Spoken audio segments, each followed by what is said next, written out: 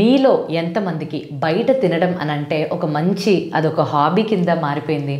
Swiggy, Zomato ఇటువంటి apps నుంచి order చేసుకోవడమే కాకుండా కొన్ని ప్లేసెస్ని ఎంజాయ్ చేయాలి అని అంటూ అక్కడికి వెళ్ళి ఒక అంబియన్స్ కోసం అంటూ ఫుడ్ని ఎంజాయ్ చేసే వాళ్ళం. ఫుడీస్ అని, ఫుడ్ బ్లాగ్స్ అని చాలా రకాలుగా చూస్తూనే ఉంటాం. అంత ఎక్సెప్షన్ ఎందుకండి, మనందరిలో నేను కూడా ఇన్ఫ్యాక్ట్ వీకెండ్స్ వస్తే బయటకు వెళ్ళి తింటూనే ఉంటాం. అయితే ఇప్పుడు స్క్రీన్ మీద కానీ చూసినట్టయితే నేను ఇప్పుడు చెప్పిన ఈ సంఘటన నుంచి ఏవైతే లిస్టెడ్ కంపెనీస్, ఎగ్జాక్ట్గా ఈ ఫుడ్ ఇండస్ట్రీలో ఉండే listed companies, quick service restaurants కావచ్చు, normal eat out dining or లేకపోతే ఫుడ్ డెలివరీ యాప్స్, ఈ పర్టికులర్ కంపెనీస్ యొక్క రెవెన్యూ యొక్క గ్రోత్ ఫినాన్షియల్ ఇయర్ 2023లో కానీ చూసినట్టయితే చాలా ఎక్కువ. అంటే ఆ గ్రోత్ నంబర్స్ కూడా చాలా వరకు పెరిగినాయి అని మన అందరికీ అర్థమే అవుతుంది.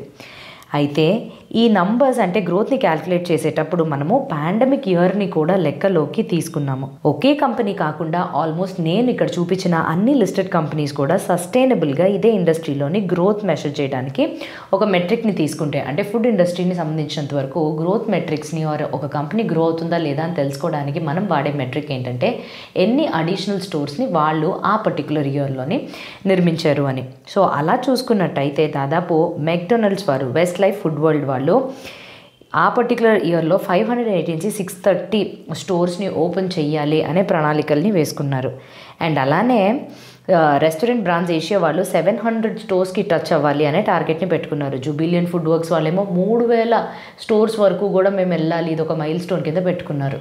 ఇవన్నీ చూస్తే మనకేమనిపిస్తుంది, అసలు తప్పే లేదండి. మన దేశాన్ని ప్రపంచవ్యాప్తంగా కూడా diabetes capital of the world అని వాళ్ళు పేరు ఇచ్చినందుకు అసలు తప్పే లేదని అనిపిస్తుంది. అంటే ఇలా బయట తినడము ఇవన్నీ తప్పు కాదు, నేను ఆ డిస్కషన్కి అయితే వెళ్ళటం లేదు. కానీ ఇట్లా తినడం వల్ల, ఎక్కువ జంక్ ఫుడ్ తినడం వల్ల మనము ఆరోగ్యరీత్యా చాలా సమస్యల్ని ఎదుర్కోవాల్సి వస్తుంది.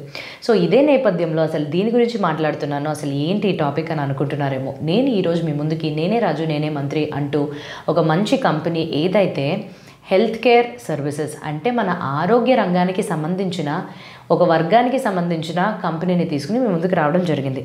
సో అదేంటి, ఈ పర్టికులర్ కంపెనీని కానీ చూస్తే వీళ్ళు ప్రివెంటివ్ ఆర్ డయాగ్నోస్టిక్ సేవల్ని మన దేశంలో హెల్త్ కేర్ రంగానికి సంబంధించినంత వరకు అందిస్తున్నారు. సో అందరూ ఇప్పటికే గెస్ట్ చేసి ఉంటారండి. నేను మాట్లాడే కంపెనీ డాక్టర్ లాల్ పాథ్లాబ్స్ గురించి మాట్లాడుతున్నాను. అయితే ఈరోజు ఈ పర్టికులర్ వీడియోలోని వీళ్ళ గురించి పూర్తి వివరాలని, అంటే వీళ్ళు ఎటువంటి ఇండస్ట్రీలోని వాళ్ళ యొక్క సేవలను అందిస్తున్నారు, ఇండస్ట్రీ ఎలాగ పర్ఫార్మెన్స్ ఉంది అంటే పాస్ట్లోనే, భవిష్యత్తులో ఎలా ఉండబోతుంది, కంపెనీకి స్పెసిఫిక్గా ఉండే ఇష్యూస్ని తెలుసుకుందాము. అండ్ అలానే ఎటువంటి సమస్యలను ఎదుర్కొంటారు, వీళ్ళ భవిష్యత్ ప్రణాళికలు ఏంటి, దీనితో పాటుగా వీళ్ళ యొక్క నంబర్స్ అండ్ స్టాక్ యొక్క పనితీరుని కూడా మనం ఈ వీడియో చూసి పూర్తిగా తెలుసుకుందాం.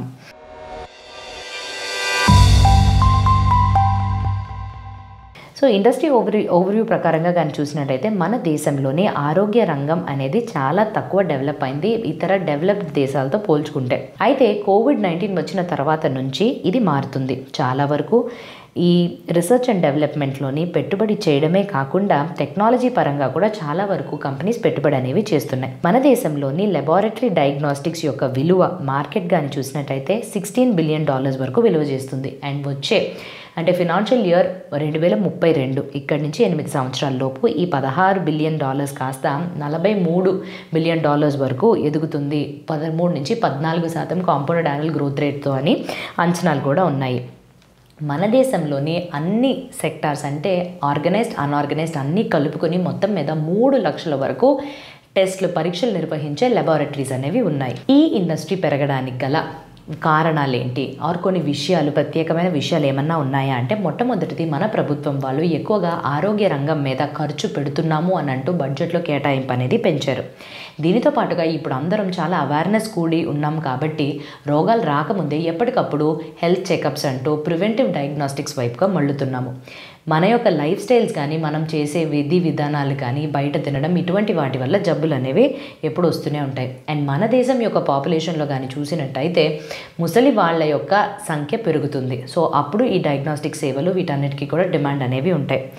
ఇవన్నిటితో పాటు మనం ఒక అన్ఆర్గనైజ్డ్ అంటే బ్రాండే తెలియని ఒక మామూలు ల్యాబ్కి వెళ్ళి టెస్ట్ రిపోర్ట్స్ నమ్మడం కన్నా బ్రాండెడ్గా అరే వీళ్ళు చాలా మంచిగా చేస్తారు, సో టెస్ట్ రిపోర్ట్స్ కూడా ఎగ్జాక్ట్గా ఇస్తారు అని ఈ నమ్మకం వల్ల అన్ఆర్గనైజ్ నుంచి ఆర్గనైజ్ సెక్టార్కి మూవ్ అవుతున్నారు. సో ఇవన్నీ కూడా చూసినట్టయితే ఈ ఇండస్ట్రీని ఒక మంచి ఎదుగుదల దిశకి తీసుకెళ్తున్నాయని అర్థమైంది. కాకపోతే సమస్యలు అంటూ ఏమున్నాయి? అతిపెద్ద సమస్య ఏంటి అని అంటే ఈ పర్టికులర్ రంగంలోని చాలా ఎక్కువ పోటీ అనేది పెరిగిపోయింది. ఇంతకుముందు చాలా పెద్ద కంపెనీస్ అయిన path labs, Metropolis health care వీళ్ళు మాత్రమే ఉండేవాళ్ళు. కానీ ఇప్పుడు ఇదొక వార్ జోన్ లాగా మారిపోయి, యుద్ధరంగంలా మారిపోయి కొత్త కొత్త వాళ్ళు అతి కొత్త టెస్టులని లేకపోతే చాలా రొటీన్గా సాధారణంగా మనం ఇప్పుడు తీసుకునే HbA1c ఈ పర్టికులర్ టెస్ట్ని కూడా చాలా తక్కువకే అందిస్తున్నారు.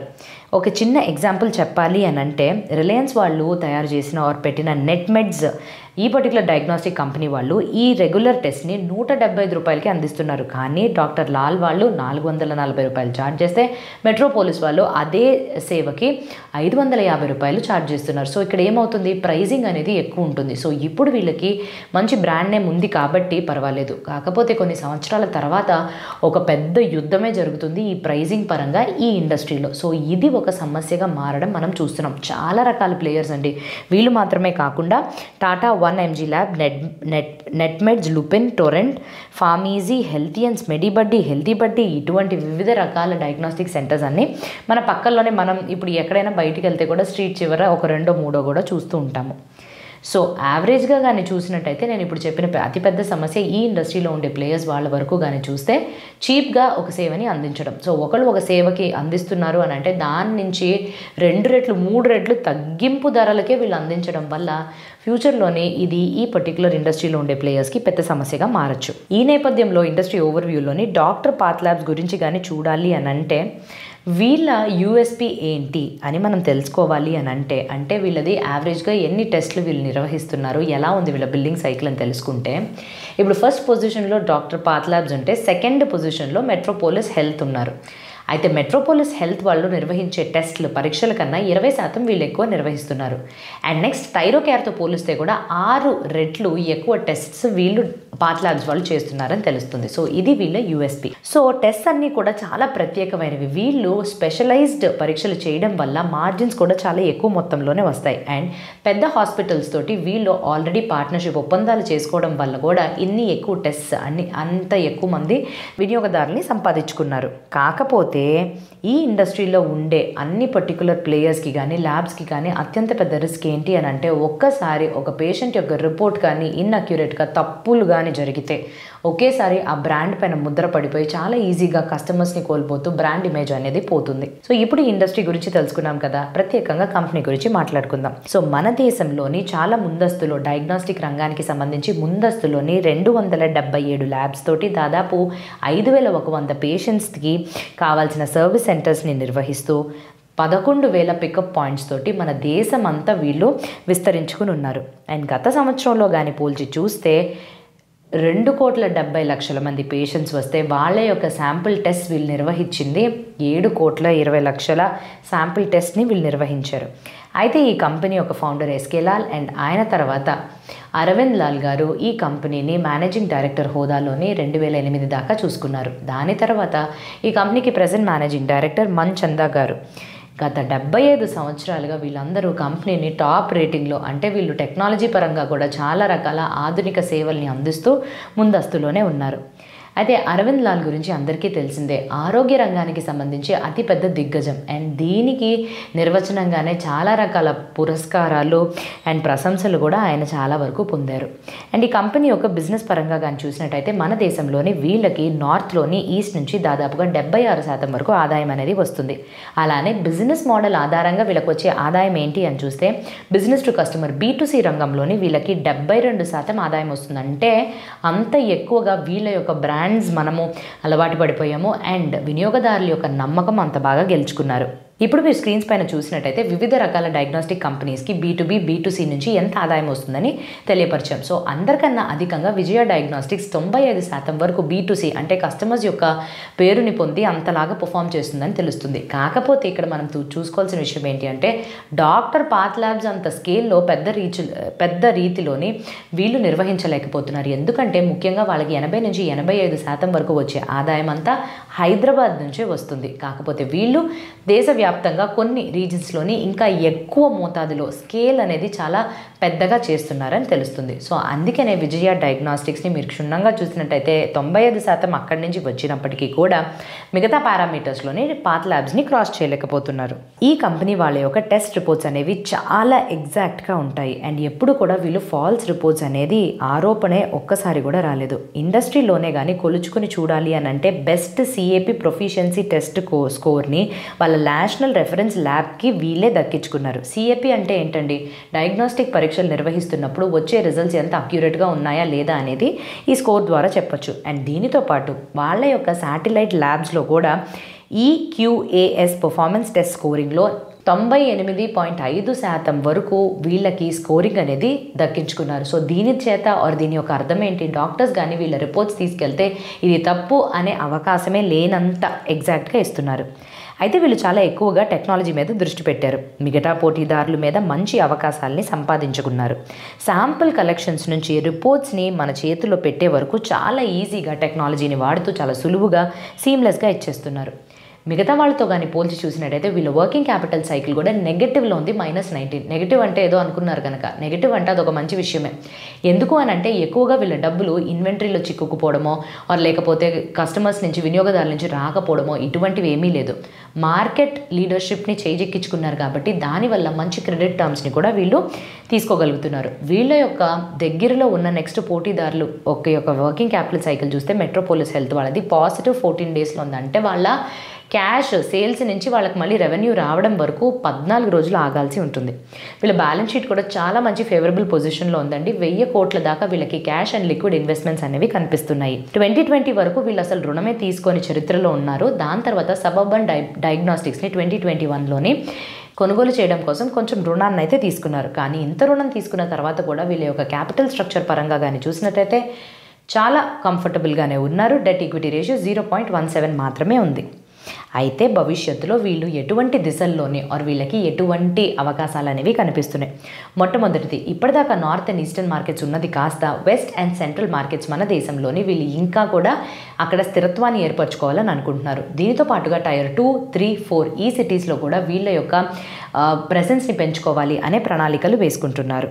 అండ్ దాని తర్వాత వీళ్ళు అందించే టెస్ట్ పోర్ట్ఫోలియోస్ని ఇప్పుడుండే సేవలు మాత్రమే కాకుండా వివిధ రకాల పరీక్షలు అంటే genomics, reproductive diagnostics, auto immune డిజార్డర్స్ని కనుక్కునే విధంగా స్పెషలైజ్డ్ పరీక్షలని ఇంట్రడ్యూస్ చేయాలనుకుంటున్నారు దాల్పాల్ ద్వారా. సో టెక్నాలజీనే నమ్ముకునే ఈ కంపెనీ వాళ్ళు ఎప్పటికప్పుడు టెక్నాలజీ మీద రీసెర్చ్ అండ్ డెవలప్మెంట్ కోసం ఎక్కువ మోతాదులో పెట్టుబడి చేస్తూ వాళ్ళ యొక్క వినియోగదారులకి ఇచ్చే అనుభవాన్ని మెరుగుపరుస్తూనే ఉండడానికి ఆలోచిస్తూనే ఉన్నారు.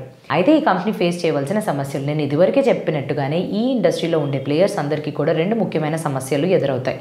వెళ్ళగా కాంపిటీషన్, కొత్త ప్లేయర్స్ రావడం వల్ల అండ్ వాళ్ళు ప్రైజింగ్లోనే ఒక పెద్ద యుద్ధాలనే ప్రకటిస్తున్నారు. చాలా తక్కువ రేట్స్కి చాలా తక్కువ ధరలకి ఇవ్వడం వల్ల క్వాలిటీ, క్వాంటిటీ ఇవన్నీ కూడా కొంచెం కాంప్రమైజింగ్లోకి వెళ్ళే అవకాశాలు ఉన్నాయి.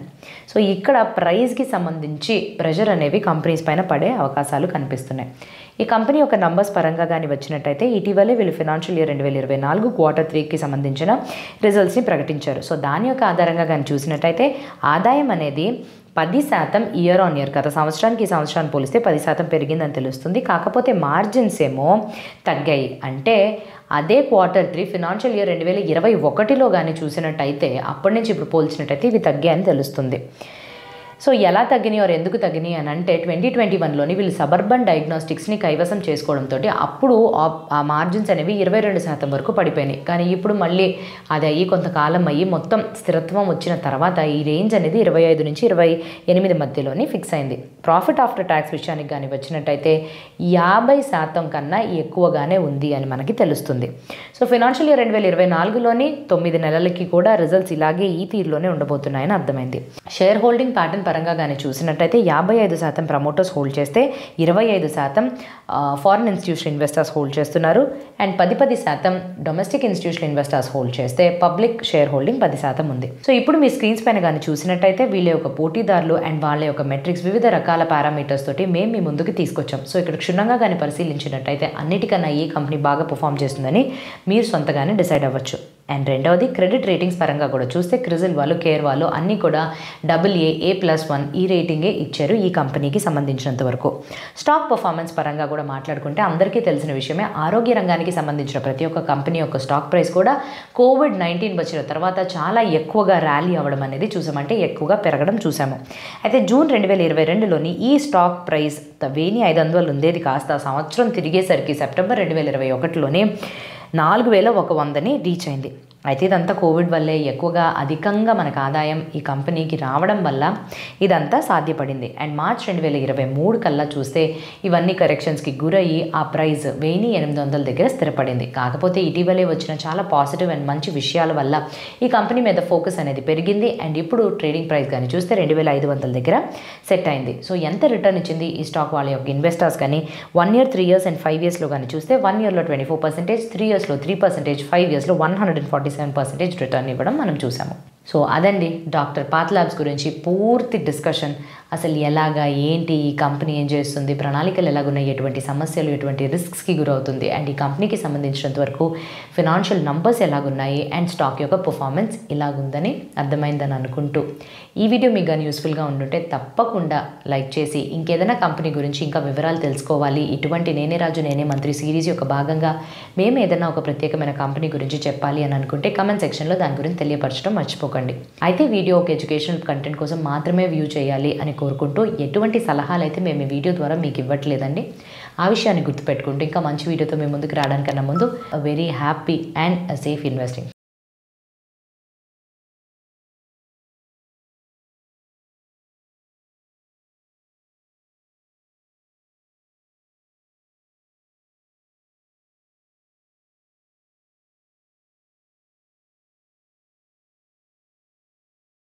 Investment in securities market are subject to market risks. Read all the related documents carefully before investing. Please read the risk disclosure documents carefully before investing in equity shares, derivatives, mutual fund, and or other instruments traded on the stock exchanges.